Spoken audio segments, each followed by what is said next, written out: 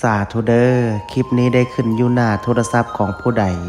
ขอให้พระภูมิเจ้าที่พระแม่ธรณีเจ้าทานจงเปิดประตูเงินแสนอยู่บ้านจงเปิดประตูเงินล้านอยู่เฮือนลูกหลานเฮ็ดหยังจงราบรื่นทุกประการจงอย่าข่มอย่าฆ่า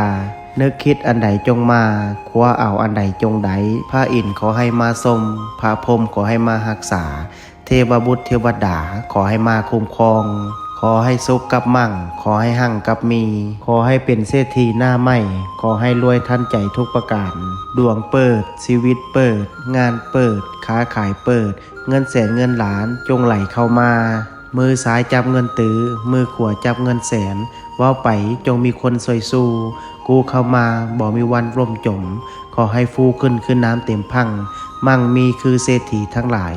นอนไซนอนจ่ายอูอะอูอังนะโมพุทธายะท่านใดที่ได้ร่วมพิมพ์สาธุ